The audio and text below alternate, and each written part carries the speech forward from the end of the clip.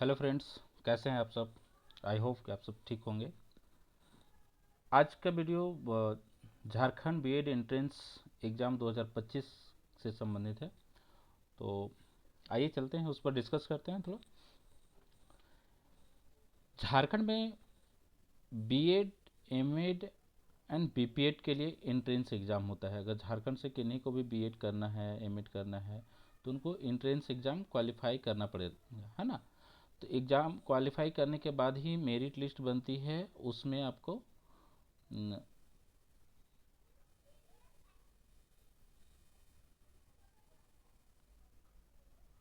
Admission मिल सकता है। Merit के अनुसार ही एडमिशन मिलता हो सकता है, रैंक ऊपर अप डाउन हो, ज़्यादा हो कम हो, अलग मैटर करता है। लेकिन जितने भी सीट्स है उसमें मेरिट के अनुसार ही एडमिशन होगा। ये नोटिफिकेशन आया था 31 जनवरी 2025 को। इसका जो एग्ज़ाम होता है वो JCECEB लेती है झारखंड में, है ना। इसको झारखंड संयुक्त प्रवेश प्रतियोगिता परीक्षा परिषद है। बोर्ड का जो नाम है झारखंड संयुक्त प्रवेश प्रतियोगिता परीक्षा परिषद, है ना। ये जो एग्ज़ाम है वो आपका बीएड, एमएड, बीपीएड तीनों के लिए, पहले एमपीएड के लिए भी होता था लेकिन इस बार से एमपीएड हटा दिया है। आपको BEd, MEd, BPEd entrance competitive exam 2025 के नाम से आपको लिंक मिल जाएगा, है ना। लेकिन ये अभी फॉर्म भराया नहीं है, ये 15 फरवरी से भराएगा, है ना। तो आइए हम लोग देखते हैं उसमें क्या क्या रूल्स है।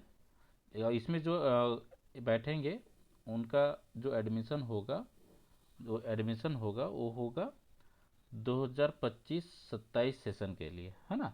अभी जो एग्ज़ाम ले रहे हैं तो ये 2025 से 27 का सेशन के लिए होगा। इसमें जो आरक्षण नीति जो होगा, रिजर्वेशन पॉलिसी जो होगा, वो पूरा का पूरा झारखंड सरकार के अकॉर्डिंग होगा। झारखंड गवर्नमेंट ऑफ झारखंड में जो भी पॉलिसी चल रही है रिजर्वेशन का, वही फॉलो किया जाएगा, है ना। यानी कि जो झारखंड के हैं वही रिजर्वेशन का फ़ायदा उठा सकते हैं, अदरवाइज उनको जनरल कैटेगरी में फाइट करना पड़ेगा, है ना। जनरल कैटेगरी में लेना पड़ेगा। और इसमें एक चीज़ और है, कंडीशन जो है देखिएगा, बता आगे चलते हैं। जो झारखंड के यूनिवर्सिटी से जो पास आउट हैं, है ना, झारखंड के यूनिवर्सिटी से जो पास आउट हैं उनके लिए 85% सीट रिजर्व्ड होंगे, है ना, झारखंड के स्टूडेंट्स के लिए। एंड शेष जो सीटें बचेंगी 15% सीटें जो रहेगी वो ओपन रहेंगी, जिसमें आप किसी भी स्टेट से हैं तो कोई फ़र्क नहीं पड़ता है, आप ले सकते हैं, ठीक है। बात करते हैं एलिजिबिलिटी क्राइटेरिया की। तो इसके लिए मिनिमम जो एलिजिबिलिटी क्राइटेरिया होती है वो ग्रेजुएशन होती है ना। अब किसी भी स्ट्रीम में बैचलर्स डिग्री होना चाहिए मिनिमम, या तो फिर मास्टर्स डिग्री, है ना। तो इसमें क्या है, अगर बैचलर्स डिग्री है तो मिनिमम आपको 50% होना चाहिए बैचलर्स डिग्री में, ग्रेजुएशन में। मान लीजिए किसी का हिस्ट्री ऑनर्स है तो उसको 50% होना चाहिए, है ना। किसी का साइंस फिजिक्स है तो उसका भी 50% होना चाहिए। लेकिन अगर इसमें 50% नहीं है और उसका मास्टर्स डिग्री है सेम सब्जेक्ट में, तो फिर वो उसको उसमें फिर 50% है तो फिर वो भी एलिजिबल होगा। या तो फिर रिजर्व कैटेगरी में अगर आते हैं, रिजर्व कैटेगरी में तो उसमें 45% रखा गया है, जिसमें SC ST OBC PWD and other reserve category में जैसे EWS होगा तो उसका भी उसमें आ जाएगा, है ना। और ये बैचलर डिग्री किसी स्ट्रीम में हो कोई दिक्कत नहीं है, साइंस में हो, आर्ट्स में हो, ह्यूमैनिटीज़ में हो, कॉमर्स में हो, कर सकते हैं, कोई दिक्कत नहीं है। उसके अलावे ऐसी डिग्रियां जो इनके इक्विवेलेंट मानी जाती हैं वो भी एलिजिबल हैं होंगे, लेकिन उनको 55% होना चाहिए मिनिमम। उसमें क्या है, एक स्पेशलाइजेशन होना चाहिए साइंस एंड मैथमेटिक्स में, ठीक है। जैसे मान लीजिए इंजीनियरिंग किए हुए हैं, बीटेक किए हुए हैं, तो उसके लिए 55% है, और ST SC OBC PWD के लिए 50% है। ठीक है, ठीक है। और बात करते हैं एमएड की, तो एमएड के लिए आपका मिनिमम क्वालिफिकेशन जो है वो बीएड या बीपीएड होना चाहिए, तभी वो एमए कर सकता है। ठीक है, अब बात करते हैं पेपर्स की। तो बीएड में कौन सा पेपर से आप करेंगे, है ना, कौन सा पेपर का टीचिंग करेंगे। तो इसमें क्या है, एक सब्जेक्ट आपको चूज करना पड़ेगा सब्जेक्ट कैटेगरी में से, जो आपका जो डिग्री है, जैसे बीए है तो बीए में कौन कौन सा सब्जेक्ट है ना, तो उसमें से कोई एक सब्जेक्ट आपको चूज करना पड़ेगा, या तो ऑनर्स से या तो सबसे से, है ना। जैसे ऐसे दो रहता है, 7A 7B करके रहता है, तो एक मेन पेपर ऑनर्स हो जाता है और दूसरा जो होता है एक सब्जेक्ट से ले लेते हैं, जिसको कम से कम 200 मार्क्स का पढ़े हो जिसका, है ना, और 50% उसमें लाए हो, है ना।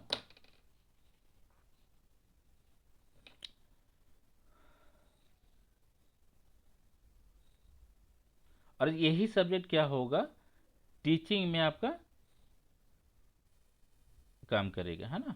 टीचिंग वही उसी पेपर का आपको लेसन प्लान भी बनाना है, वही पेपर का प्रैक्टिस भी करना है, सब कुछ उसी पेपर का होगा, है ना, सब कुछ उसी का होगा।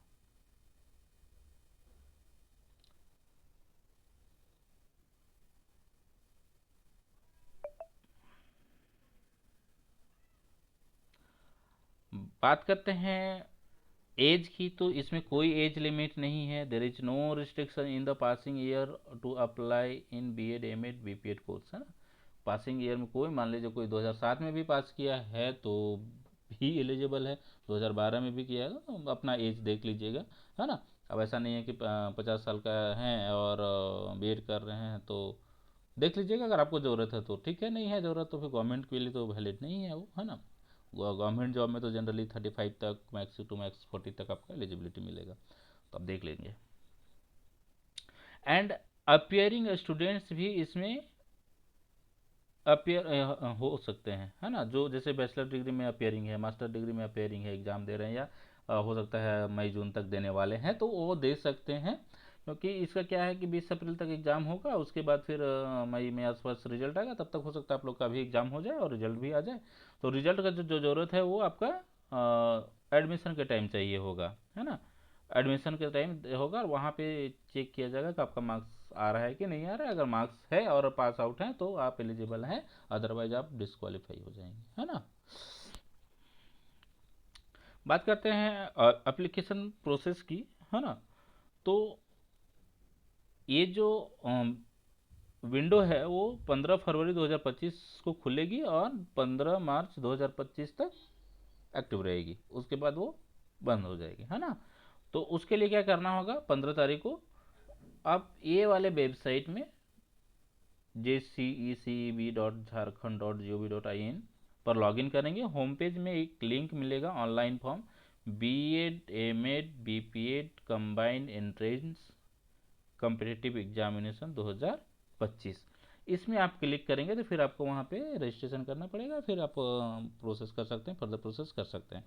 वो आपको जो at the time of registration को क्या क्या डॉक्यूमेंट चाहिए वो रखना पड़ेगा। जैसे जो मिनिमम क्वालिफिकेशन का है सर्टिफिकेट वो रख लीजिएगा, स्कैन किया हुआ पासपोर्ट साइज का फ़ोटो भी रख लीजिएगा, कलर होना चाहिए, रिसेंट का होना चाहिए, है ना, जिसमें चेहरा साफ साफ दिखाई देना चाहिए, कान स्पष्ट रूप से दिखाई देना चाहिए, और एडिटेड नहीं होना चाहिए। बहुत लोग क्या करते हैं कि कोई फ़ोटो से निकालिए, उसको क्रॉप करके भी बना लिया, तो उसका क्वालिटी अच्छा नहीं आता है, इसलिए वो ऐसा नहीं करेंगे। अब फिर सिग्नेचर होना चाहिए, then and left hand thumb impression होना चाहिए, जो अपलोड करना ही करना है। उसके बाद पीडीएफ सेक्शन, पीडीएफ अब सेक्शन मिले आपको, पीडीएफ डॉक्यूमेंट अपलोड करना पड़ेगा कि ये अपना डॉक्यूमेंट्स का, है ना, अपना डॉक्यूमेंट्स का अपलोड करना पड़ेगा, जिसमें पहला नंबर है मैट्रिक का सर्टिफिकेट एंड डिग्री प्रमाण पत्र, है ना। दूसरा है स्नातक का मार्कशीट। तीसरा है अगर पीजी है तो पीजी का मार्कशीट, है ना।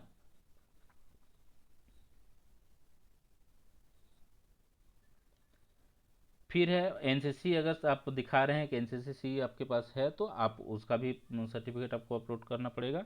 एंड रेसिडेंस सर्टिफिकेट झारखंड का होना चाहिए, है ना, झारखंड का रेसिडेंशियल सर्टिफिकेट दिखाना पड़ेगा।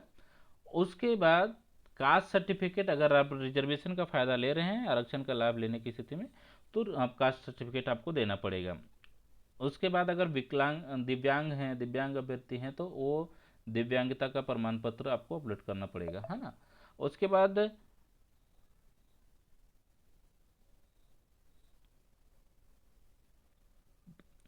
पेमेंट का भुगतान करना पड़ेगा ना, पेमेंट करना पड़ेगा आपको। पेमेंट कितना करना है वो आगे हम बताते हैं।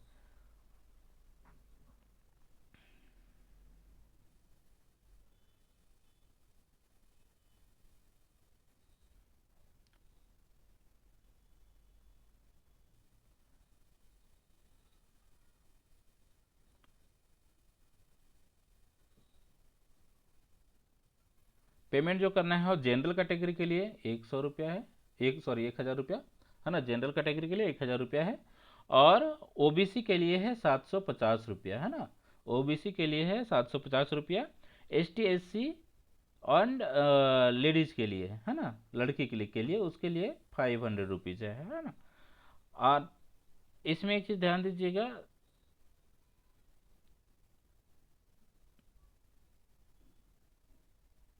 झारखंड राज्य के जो बाहर की कैटेगरी वाले स्टूडेंट होंगे, अगर वो जैसे बिहार में अगर वो ओबीसी में आते हैं, ST में आते हैं, SC में आते हैं, तो उनका यहाँ पे जनरल सीट में ही एलिजिबिलिटी मिलेगी, है ना, जनरल सीट में ही। तो उनका जो फी होगा 1,000 रुपया ही पेमेंट करना पड़ेगा। ये नहीं कि वहाँ पे ओबीसी में आ रहे हैं तो यहाँ वो आप ओबीसी का लाभ ले सकते हैं, आपको नहीं मिलेगा, है ना।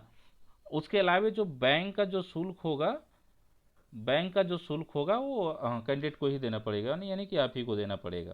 आप ये ऑनलाइन मोड में कर सकते हैं, क्रेडिट कार्ड, डेबिट कार्ड या नेट बैंकिंग के थ्रू आप कर सकते हैं। और बात करते हैं सेंटर की, परीक्षा की सेंटर जो 7 शहरों, झारखंड के 7 शहरों में होगी, है ना। परीक्षा केंद्र एवं परीक्षा की तिथि, परीक्षा केंद्र एवं परीक्षा की तिथि। अब देखिए परीक्षा की तिथि क्या है, टेंटेटिव है 20 अप्रैल 2025 को झारखंड राज्य के रांची, धनबाद, जमशेदपुर, बोकारो, दुमका, पलामू एवं हजारीबाग जिला मुख्यालय स्थित विभिन्न परीक्षा केंद्रों पर ऑफलाइन मोड यानी कि OMR बेस्ड होने वाला है ना, OMR बेस्ड में आयोजित की जाएगी। परीक्षा केंद्र में अन्य संबंधित सूचना ऑनलाइन प्रवेश पत्र, उसके लिए जो भी कहाँ पे आपका मिला है वो 4 दिन बिफोर आपको उपलब्ध हो जाएगा। एडमिट कार्ड में आपको सारा कुछ दिया हो रहेगा, किस डेट को है, किस सेंटर में है, कौन सा सीटिंग में है, वो आपको वहाँ पे पता चलेगा, है ना।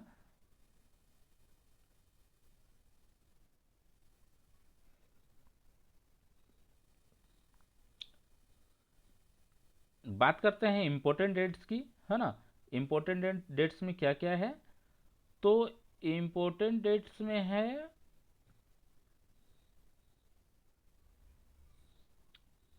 एप्लीकेशन स्टार्ट होने की तिथि 15 फरवरी 2025 एंड लास्ट डेट है 15 मार्च 2025।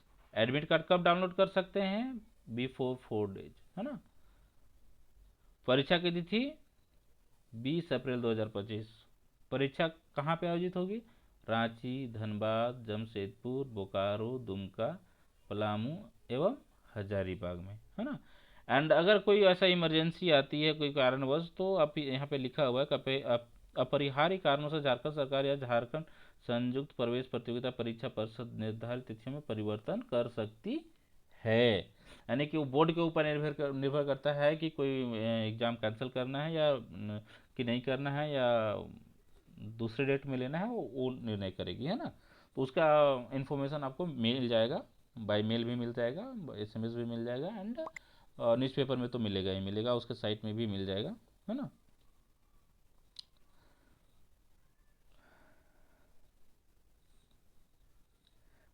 अब बात करते हैं सिलेबस की, है ना। तो सिलेबस के लिए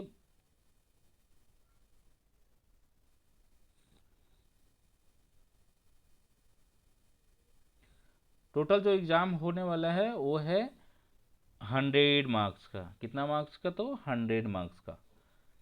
अब एक जो हो गए MCQ बेस्ड होंगे, यानी कि बहुवैकल्पीय होंगे, वैकल्पिक होंगे, यानी एक क्वेश्चन का 4 ऑप्शंस रहेगा, उसमें से आपको एक ऑप्शन टिक करना है।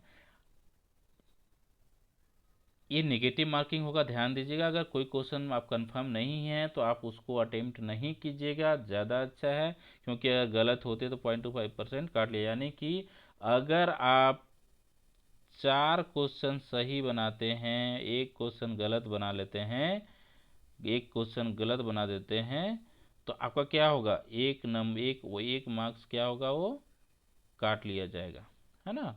एक मार्क्स काट लिया जाएगा। तो ऐसी गलती नहीं करना है आपको।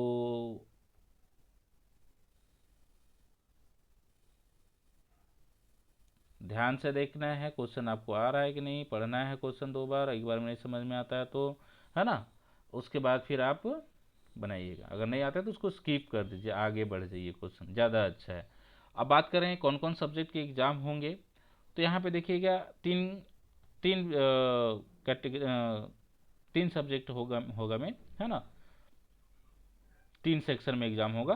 पहला सेक्शन जो होगा लैंग्वेज प्रोफिशिएंसी का, है ना, जिसमें 30 क्वेश्चन 30 मार्क्स के होंगे। और उसमें क्या है, लैंग्वेज में क्या क्या आएगा? हिंदी आएगा एंड इंग्लिश आएगा, दोनों से 15-15 नंबर का क्वेश्चन आएगा, है ना, 15-15 क्वेश्चन दोनों से पूछे जाएंगे।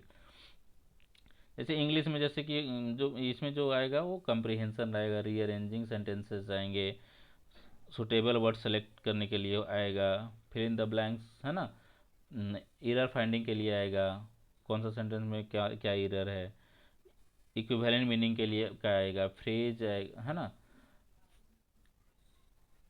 इनकम्प्लीट सेंटेंस रहेगा, उसके लिए सुटेबल वर्ड सबको फिल करना है, फाइंड करना है, सीक्वेंसिंग आएगा, ग्रामर आएगा, सिनोनिम्स आएगा, इडियम्स आएगा, प्रीपोजिशन टेंसेस आएंगे एंड आर्टिकल्स रहेंगे, है ना। तो ये सब पार्ट्स आपको कवर कर लेना है ना।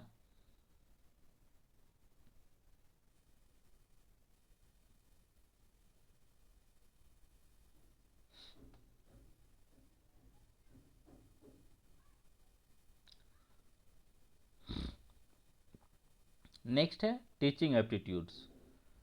टीचिंग एप्टीट्यूड्स, एप्टीट्यूड में क्या है, 40 क्वेश्चंस का आएगा इसमें।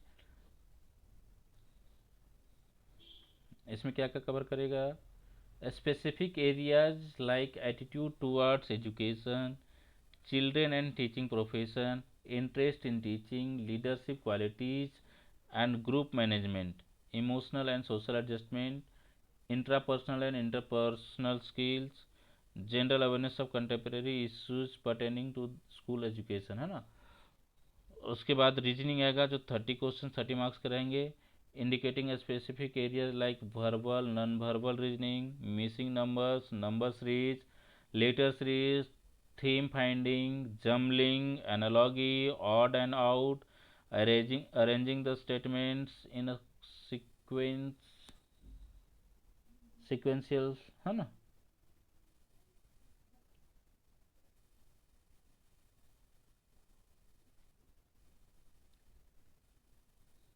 sequential form, statement and conclusion, syllogism, logical problems, establishing relationships and numerical ability, है ना। तो ये सब सारा पार्ट कवर करेगा।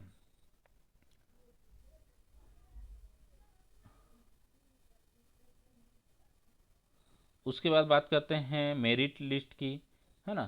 तो मेरिट लिस्ट जो बनेगा वो प्योरली आपका इंट्रेंस एग्ज़ाम के परफॉर्मेंस पर बनेगा, है ना। उसमें कितना मार्क्स आया है उसी के आधार पर बनेगा। 2 या 2 से अधिक अभ्यर्थियों के प्राप्तांक समान अगर होते हैं तो मेरिट लिस्ट में एनसीसी वाले को प्राथमिकता दी जाएगी, है ना। एनसीसी नहीं है या 2 एनसीसी वाले मिल गए तो उस केस में आप पहले जन्म तिथि वाले अभ्यर्थी को प्राथमिकता दी जाएगी, है ना। आई होप आप लोगों को समझ में आ जाएगा इस वीडियो से क्या क्या डाउट्स है ना। अगर कुछ डाउट्स होगा तो आप कमेंट कर सकते हैं।